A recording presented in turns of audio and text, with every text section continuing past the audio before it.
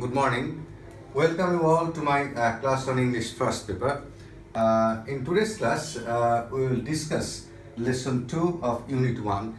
I started lesson 2 unit 1 in my previous class. You all know that lesson 2 of unit 1 is on the speech of Bangabandhu Sheikh Mujibur Rahman delivered on 7th March in 1971.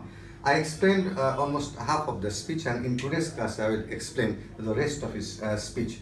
Now, what I want to share with you that why are we reading these lessons? Why is it necessary for us to understand the lessons of all these units?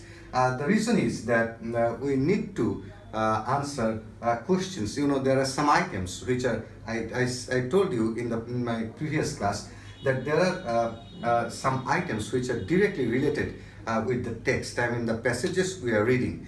And what are the question types? Firstly, you will have question answer. You have to answer the questions. Five questions will be there.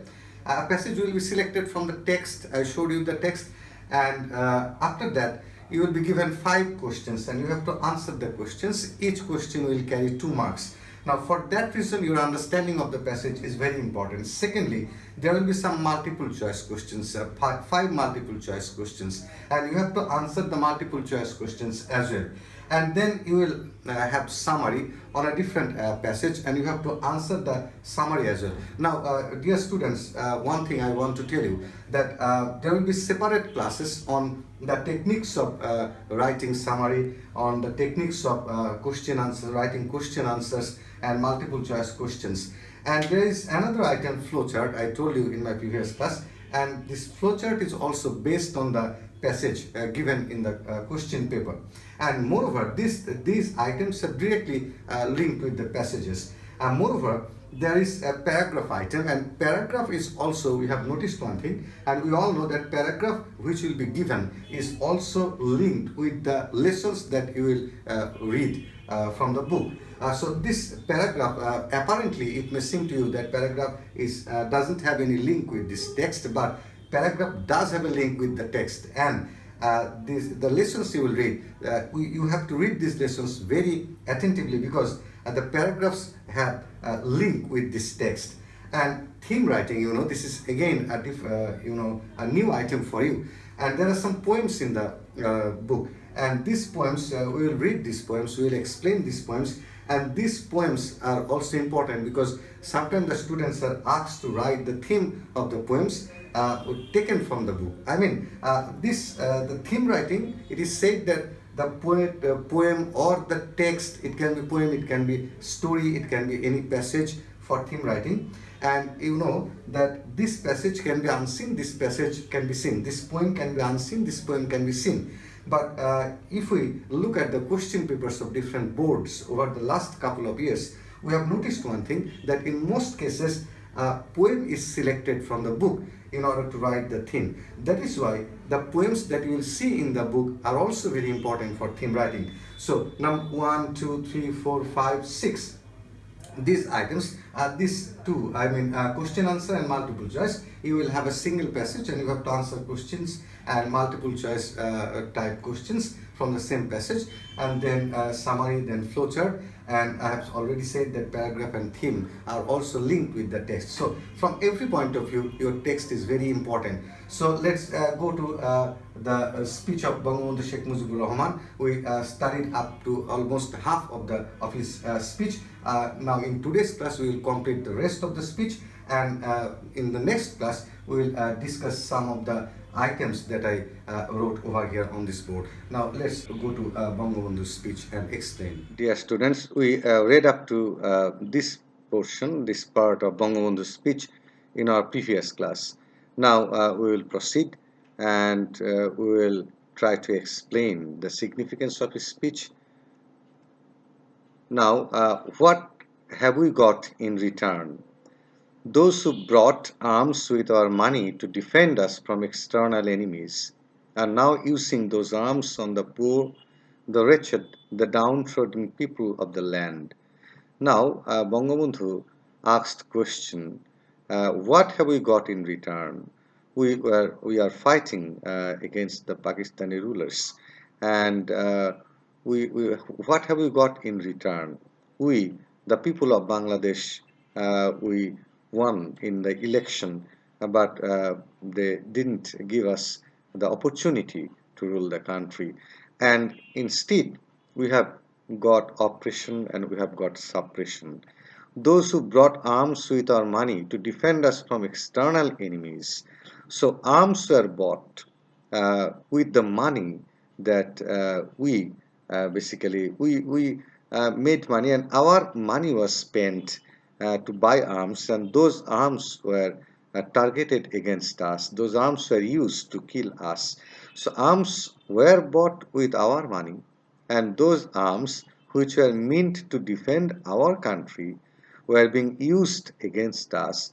So how tragic it was. So this is the point Bangabandhu tried to raise before the people on 7th March speech. And he said that our poor people, the wretched people and the downtrodden people were the target of their bullet. And look at the irony that the arms were bought with our money and the arms were being used against us. So it was very tragic.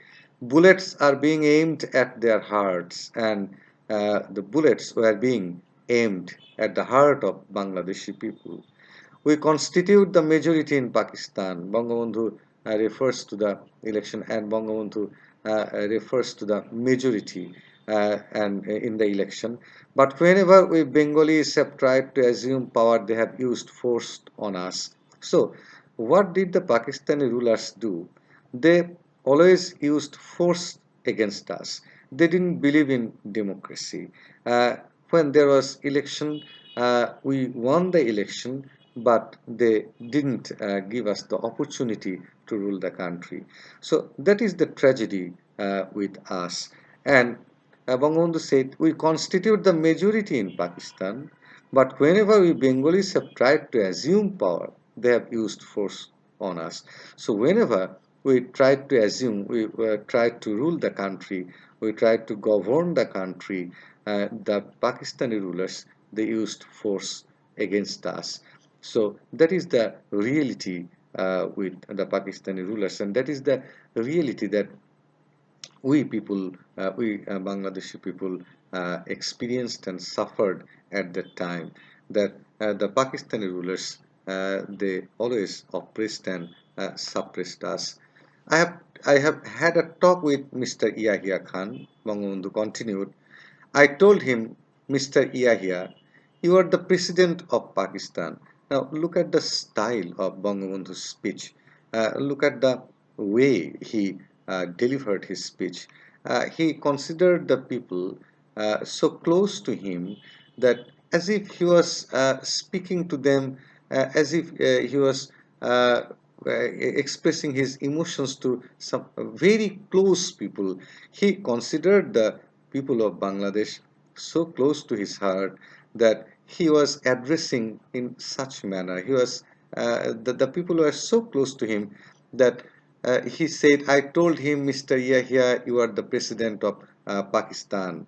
So Bangabandhu considered the people of Bangladesh so deeply from his heart. He felt for the people of Bangladesh so deeply from his heart that considering them as his own people, he addressed them in this manner. I told him, Mr. Yahya, you are the president of Pakistan.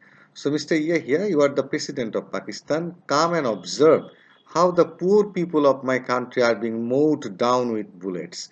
So, Bangabandhu informed and he said that he asked Mr. Yahya to come and, as the president of Pakistan, to see and observe how the poor people of Bangladesh were being killed with bullets, were being shot dead with bullets. Come and see how our mothers are being deprived of their children. So Bangabandhu again evokes the emotion of people telling or referring to those scenes that the mothers were being deprived of their children. So this is the situation that prevailed in Bangladesh at that time. How my people are being massacred. So we all know that the people of Bangladesh were being massacred in the hands of Pakistani rulers. And Bangabandhu asked Yahya Khan over here to come here and to see and to observe the tragedy and to observe the kind of massacre that was going on in Bangladesh. Come, observe, and only then pass a judgment on what is going on. He asked Yahya Khan, he basically said that you come here and you see, you observe what is going on here, and then pass your judgment what is going on. He has apparently said that I had agreed to attend a roundtable conference on the 10th of March, and there was a kind of understanding that on the 10th of March there would be a roundtable conference, but we will see what happens. Didn't I say a long time back, Bangabandhu says, what is the point of another roundtable conference? So this sort of conference, this sort of meeting was always called, was there was always the initiative, but all these meetings, according to, we all know that all these meetings, they turned out to be fruitless because the Pakistani rulers, they are always motivated to deprive us. So behind every initiative, behind every meeting, behind the decision to hold meeting, there was the intention to deprive us. So that's why we lost our faith on them. Who will I sit with? So Bangabandhu asked the question that who will I sit with? Should I sit with those who have shed the blood of my people? So Bangabandhu asked the question, very vital question, that should I sit with those people who have shed the blood of my people? So is it fair to sit with those, to sit with them that who are so brutal, who are so cruel to us? So he says, he thinks, and he expresses his desire not to sit with them, his intention not to sit with them anymore, because these sittings, these meetings, basically were, as I have already said, were motivated by the Pakistani rulers to deprive us. He has suddenly dissolved the assembly without carrying out any discussions. So what I was saying, that the assembly was suddenly dissolved, and carrying out any discussions with me without making any discussion with Bangabandhu, they dissolved the assembly. After sitting in a secret meeting for 5 hours, he gave a speech where he has put all the blame on me. He has even blamed the Bengali people. So this was the situation. All the Pakistani rulers, they always pretended to carry out meetings. They always pretended to, assist, to show sympathy to us, but it was purely pretension. And as I have already mentioned, that behind every initiative there was an ill motive, and that is why these meetings turned out to be fruitless. And what happened ultimately, that he gave a speech where he has put all the blame on me. So every time when this sort of meetings failed, the blame was on Bangabandhu and the blame was on the people of Bangladesh. So that was their style. I mean, that was the style of Pakistani rulers. Now, my brothers, the assembly has been called into session on the 25th of March. So Bangabandhu says that assembly has been called on 25th of March, but the blood spilled on our streets has not yet dried. Uh, this sentence, this sort of sentences Bangabandhu has used in his speech, and these sentences are so powerful. These sentences are full of spirit, and it ignites fire in man. It ignites the spirit in man. The blood spilled on our streets has not yet dried. About the 10th of this month, I have told them Mujibur Rahman won't join the roundtable conference because that would mean wading over the blood that has been shed. So Bangabandhu said that I declined to join the roundtable conference. And why did I decline? because if I would go to join the roundtable meeting, then it would be a kind of injustice to the blood shed by the people of Bangladesh. So that's why I didn't attend the meeting. So wading over, that means stepping on the blood of people of Bangladesh. So Bangabandhu declined to join the meeting. Although you have called the assembly into session, you will have to listen to my demands first. Bangabandhu gives some conditions, and he says that you have called the assembly into session, fine, but you have to listen to my demands first. So you have to fulfill the demands that we are raising, and then we will think. You will have to withdraw martial law. So the first thing you have to do, that you have to withdraw the martial law. You will have to return all army personnel to their barracks. So all the army personnels, they have to go to their barracks. So they have to go to their own places and not to stay outside. You will have to investigate the way our people have been murdered. And Bangabandhu again gave this condition that the Pakistani rulers, they have to investigate and the way our people, I mean Bangladeshi people, have been murdered. And you will have to transfer power to the representatives of the people.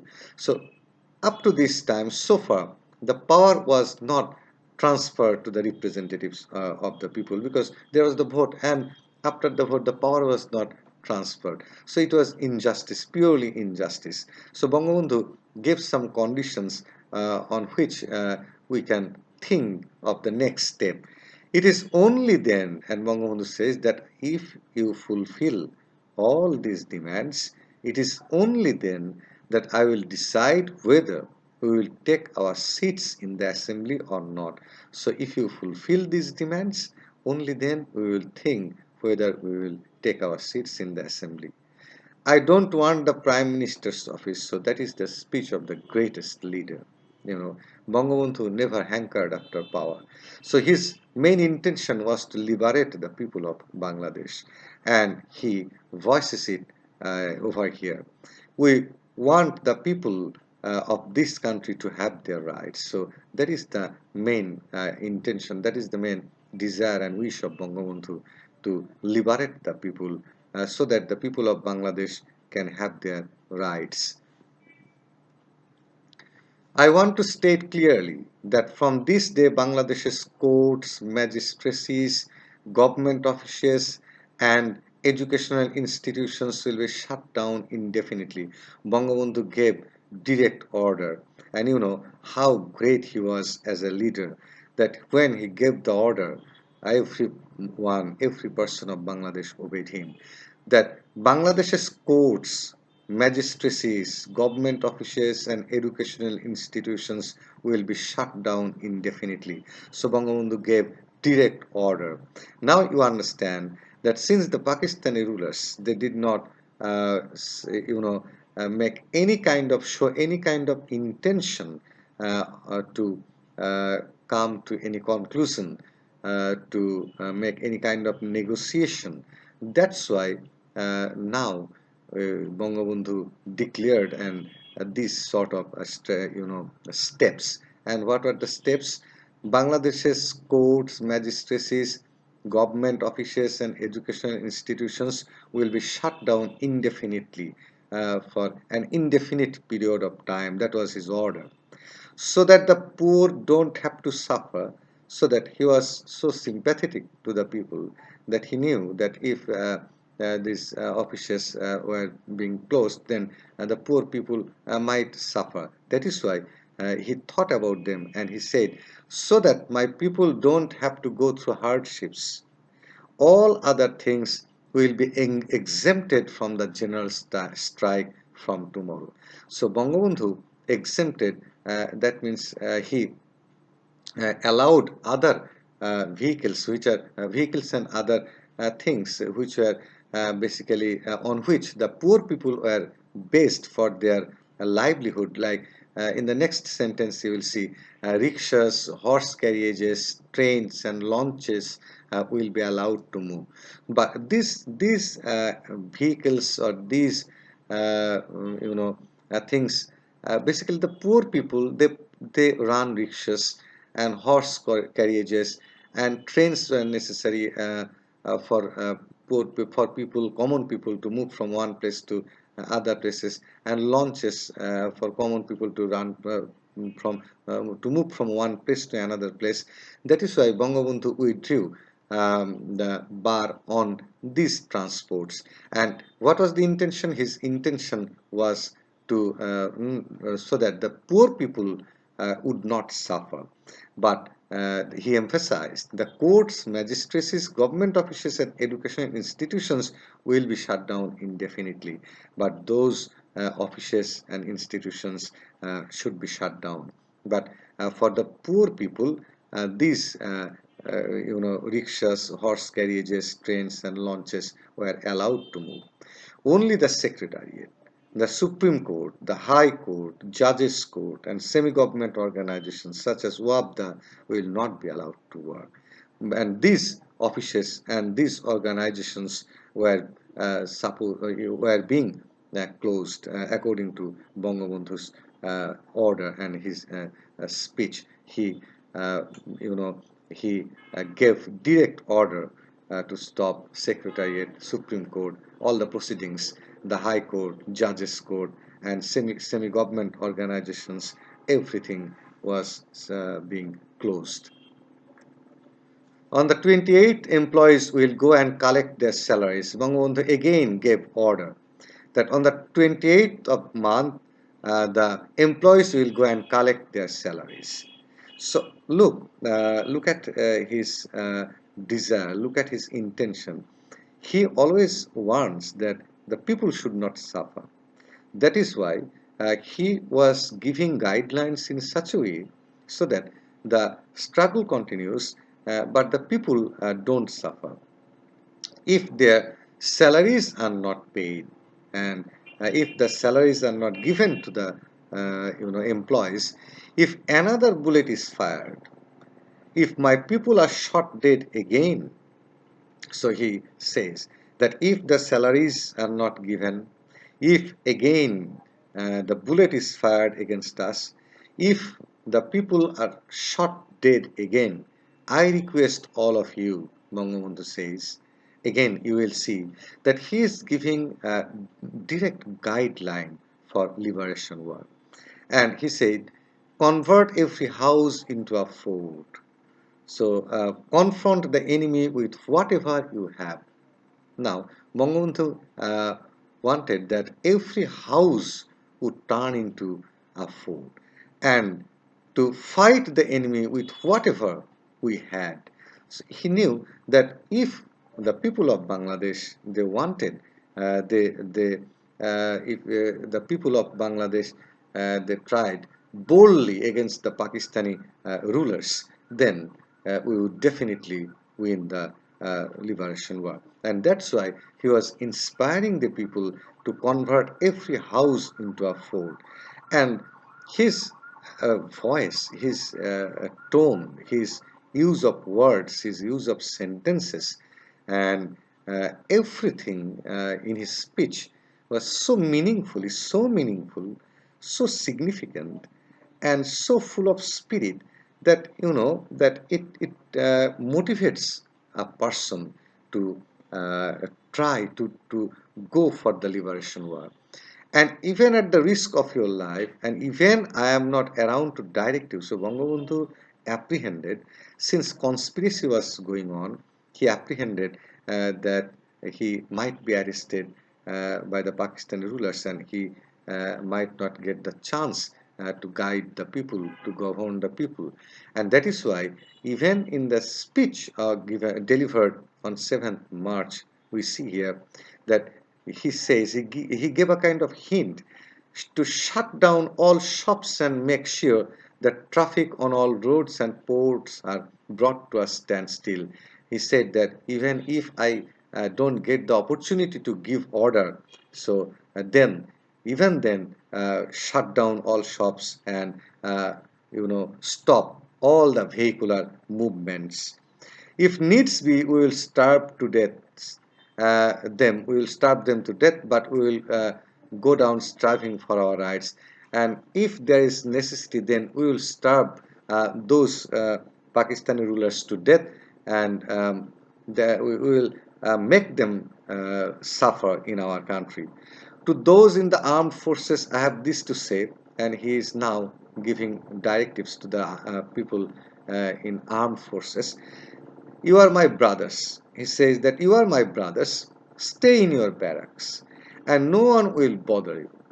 But don't try again to aim your bullets at our chests. So he was pointing to the people, in armed forces and saying that you stay in the barrack, nobody will bother you, and you are my brothers. So why will you shoot against us? So don't try to aim your bullets at our chests. You cannot suppress 70 million people forever. So it's not possible to suppress and oppress 70 million people for a long time. Since we have learned to sacrifice ourselves, no one can suppress us anymore. Uh, you know the significance of this statement, that since we, the Bangladeshi people, we have learned how to sacrifice ourselves, our lives, so it's not possible to suppress us anymore. And as for our martyrs and those who have been wounded, and Bangabandhu now talks about the martyrs uh, and those who have been wounded, the injured, we in the Awami League will do everything we can assist. Now you will see that he is also giving direction and directives to the organization. We can to assist them and their loved ones, and Awami League was trying to assist the people. If you have the means, please give what little you can to our relief committee. And Bangabandhu asked the people to give to the relief committee if it was possible for them. To owners of factories, he was now indicating the owners of factories whose workers had participated in the general strike the last 7 days. So the workers, they participated in the general strike in the last 7 days, and that's why Bangabandhu was telling the owners of the factories, I have this to say, make sure that they are paid wages for those days. So Bangabandhu asked them to give wages to the people, I mean to the workers who participated in the general strike. To government employees, I have this to tell you, and he also tells the government employees, you will have to listen to my directives, direct order, that you have to listen to me, and what I will say you have to obey till our country is liberated. You understand here that Bangabandhu gives almost a clear message to the people that the liberation war is going to take place, and until the country is liberated, taxes and custom duties won't be collected. So tax and customs duties were being also stopped by Bangabandhu. No one will pay them either. So he stopped it. Remember, the enemy is amidst means in the middle. The enemy is, and now Bangabandhu warns the people that what may happen, because the enemy is already is amidst us to create chaos and confusion. So the enemy will try to create a chaotic situation and confusion in our country, to create anarchy and to loot, and there will be loot, there will be a kind of anarchy in our country, uh, destruction in our Bengal. Hindus and Muslims, Bengalis and non-Bengalis are all brothers. So you understand that Bangabandhu also knew that there could be a kind of misunderstanding, and there could be a kind of uh, you know misunderstanding among the people of different religion and among the people of different races, because the enemy is already amidst us. We are responsible for their safety.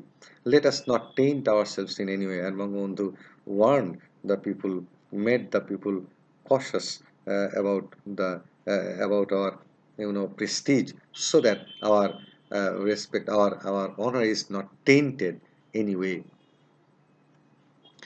Remember, those of you who work for radio and television, so those people who are working in radio and television, Bangabandhu also gave them direct order. What was the order? If the people running the radio station are not ready to listen to us, so he says that if the people working in the radio station, they are not ready to listen to us. No Bengali will report for work there. So he said that if they don't broadcast our news, our information, then don't go there. Banks will be open for 2 hours every day so that people can collect their salaries.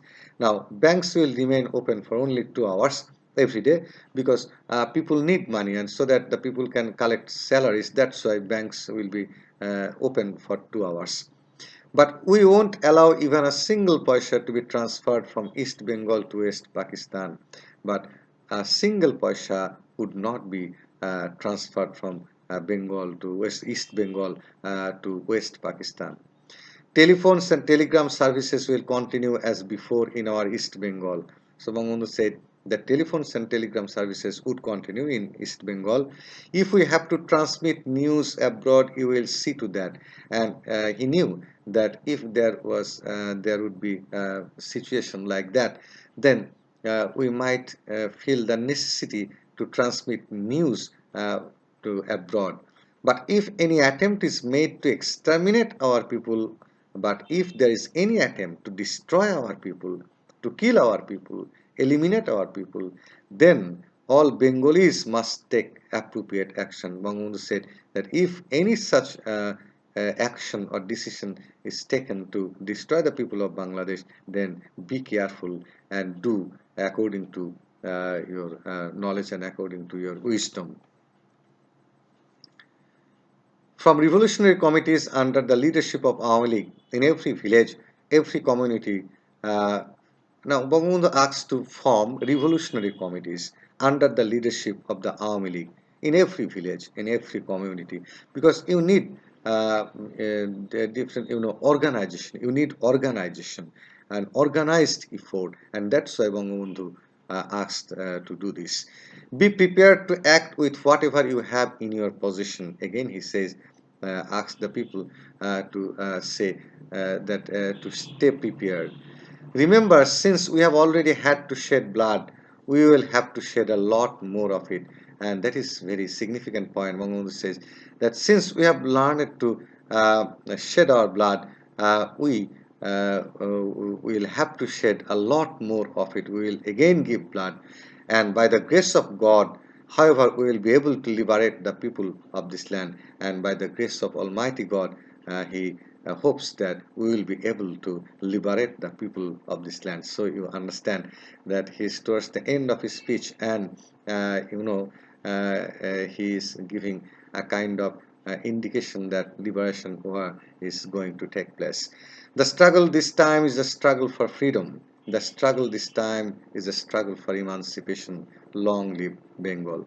Now, the last two sentences you can understand that in these two sentences, very famous sentences, and the struggle this time is a struggle for freedom. The struggle this time is a struggle for emancipation. So, almost clear statement that we are going to have a liberation war. And the struggle, Bangabandhu says that we are going to struggle for our freedom, and we are going to struggle for our emancipation.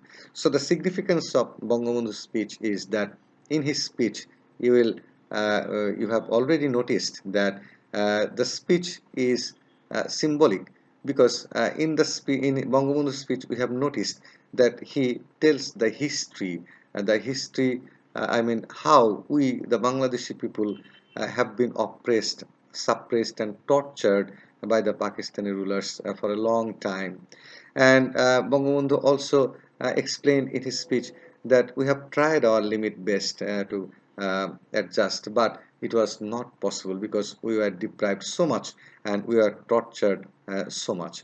And in his speech, you have noticed that the way he made his arguments, the way he used the language, the way he used metaphors and similes, and the way he used his tone in his speech, everything is extraordinary. And this speech is significant because in this speech we have noticed that there is clear guideline for liberation war, and he has given he has given a signal that we are going to have liberation war, and this war is basically war for or struggle for freedom. So almost a clear-cut declaration. Now, this speech, you know that in Bangabandhu's speech, you will have, or we have noticed, different aspects. You can look at his speech from different angles, from style, the content, the argumentative technique, and everything is important in his speech. And everybody knows this. His speech is, is so significant for our country, for the liberation war. It was significant, and it is significant for our survival, and it is significant for Bangladesh. Now, dear students, I have already said when I was working on the whiteboard, I have told you that after completing every lesson, we have to focus on certain things. And what are the things? Question answers, and there is also summary writing, there is flowchart writing, and paragraph is also linked to these lessons. And theme is also linked to this lesson. So after reading every lesson, you have to make some practice on these items, as I have already mentioned. Now I completed this Bangabandhu's speech in 2 classes, and in my next class I will start another lesson. And gradually, at first I would like to develop a kind of reading habit among the students of the text, because and the students have to first make a kind of habit, develop a kind of habit of reading the text. And after completing another lesson, we will start solving different types of exercises, because when we will start solving exercises, we will also require some knowledge, because we have to understand how to write summary, we have to understand how to write flowchart. And when you will start writing flowchart, you should have ideas about clauses and phrases as well. So when you will start writing summary, flowchart, and when you will start writing paragraph, you will also have to know the techniques of writing paragraph. And when you will start writing theme, you will also have to learn about the techniques of theme as well. So after reading 2 or 3 lessons, after making a kind of habit, I am telling you again and again, because we have noticed one thing, that the students are unwilling to read the lessons. So we want to make the habit first, and then we will go the items of that I discussed one by one. So in my next class I will explain a new lesson, and after discussing that lesson I will start the items that I discussed. Question answer, and multiple choice questions, then summary writing, then flowchart writing, paragraph writing, theme writing, and there are other tasks as well, like fill in the gap activities, with clues, without clues, you all know. Rearrange is also there. So these items will be discussed in separate classes. So I hope that you have understood Bangabandhu's speech, the significance of Bangabandhu's speech, because you have heard his speech many times, and the significance is very important, because we have also noticed one thing, that in many times you have seen that a paragraph on the significance of Bangabandhu's 7th March speech is being selected in the board examination. So that is also very important from this lesson. So for today's class, I would like to say that you have to read text at home, and you have to use the dictionary. And in my next class I will start another lesson, and after completing that lesson I will start the different items, question answer, and other items that I discussed. So till my next class, I would like to tell you goodbye, and stay safe. Thank you very much.